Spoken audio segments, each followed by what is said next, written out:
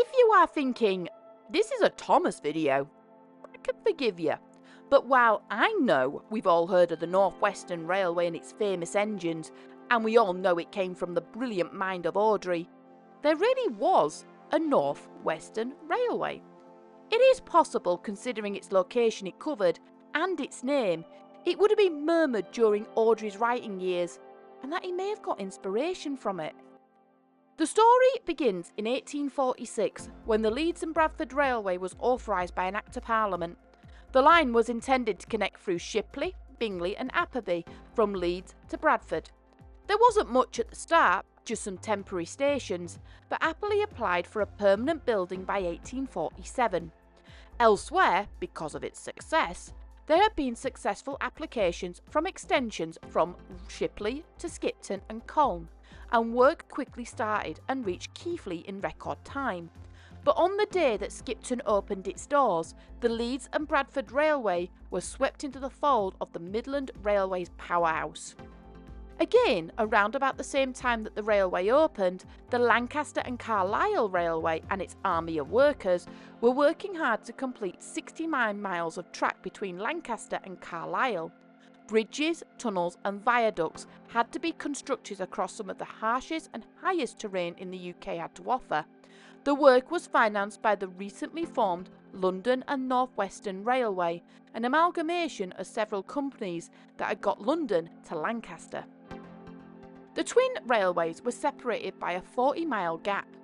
For passengers in Skipton, this simply wouldn't do.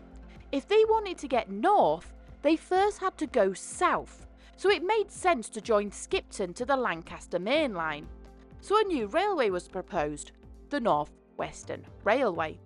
In 1845, the railway was proposed to link Skipton with Lancaster. Several ideas were put to the table, but the majority were rejected. What were authorised was a Skipton to Low Gill route with a branch to Lancaster. Work began in 1846 with a great ceremony with Lord Morpeth dressed as a navvy to the amusement of the crowds, using a gilded shovel for the first cutting of the sod. Yes, I concur. Considering how bad the navvies were treated, this obviously would be seen as cruel and disrespectful today, but as I said, we should learn from history lest we repeat their mistakes. The ceremony was attended by several famous faces, one of which was the railway king himself, George Hudson. Thanks to the swift work, extensions were added, and soon the extensions reached the harbour at Morecambe, and 3 more miles to link Lancaster was given the green light. The Lancaster to Morecambe branch was completed before anything else, and by 1848 was taking up more than a dozen trains a day. But the main line faced a crisis. The bottom had dropped from the railway boom and the railways were in recession. In desperation, the North Western turned to George Stephenson for advice.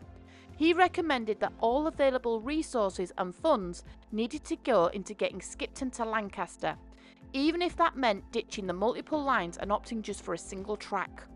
He also proposed to stop work connecting to Low Gill, then and only then concentrate efforts on connecting their line with Lancaster to Carlisle. Once the Skipton to Lancaster line was completed, all they needed was motive power to run it. They first turned to the Midland Railway, but negotiations broke down, so they subcontracted the operation to a chap called Edmund Sharp. He was a founder-director, not only of the North Western, but of the Morecambe Company that was overseeing the harbour development. The company had merged with the North Western after it had money troubles and needed the North Western support.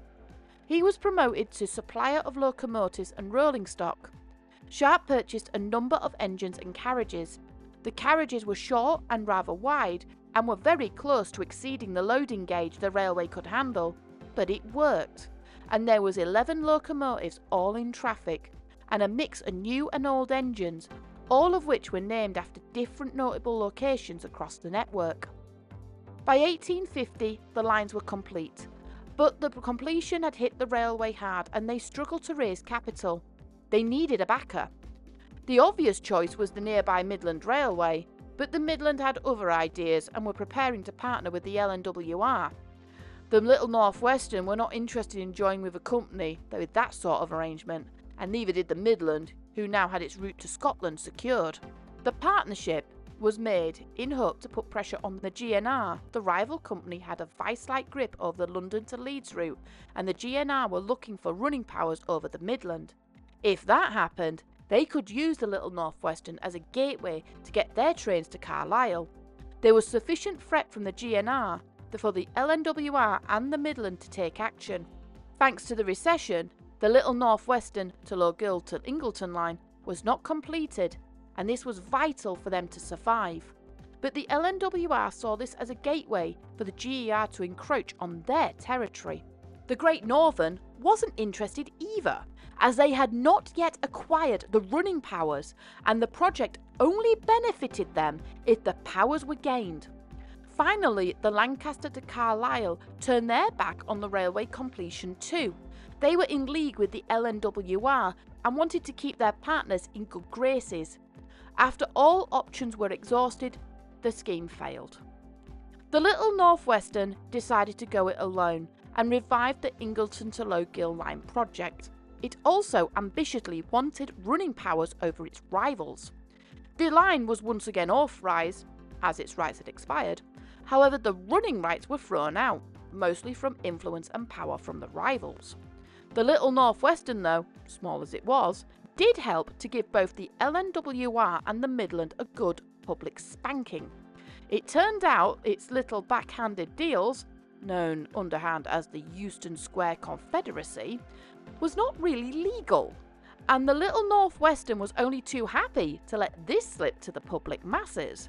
The Lancaster and Carlisle Railway was also opposed to the plan, not because they disliked Little North Western. Moreover, they themselves thought it was a better resource if they built the line. The government had two bills asking for permission to build the same line from rival companies.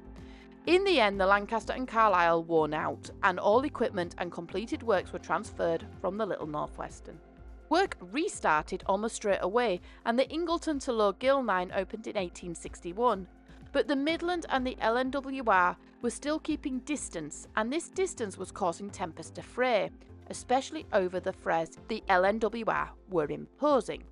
The LNWR was, to some, monopolising the railways of the North West, and the Midland wanted to propose its own route to the north away from the LNWR jurisdiction. They grumbled and threatened, but as they grumbled, the Midland received more and more backing from the other railways. They took their bill to Parliament in a show that they were serious.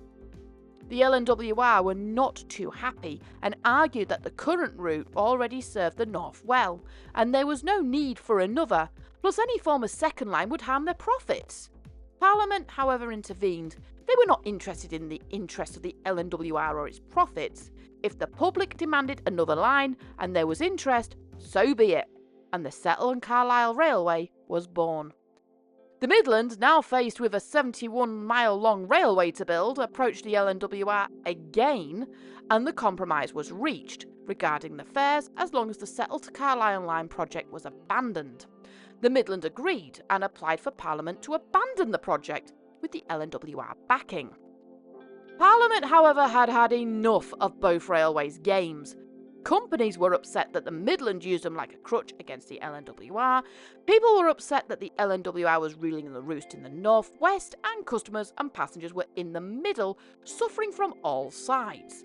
They ruled that the line must be built to the LNWR's fury, and the Midland must pay for it. Sadly for the Little North Western, it would never see the opening of the Settle to Carlisle line. The railway was more of a landlord to the bigger Midland Railway rather than an independent line, and leased the lines to them.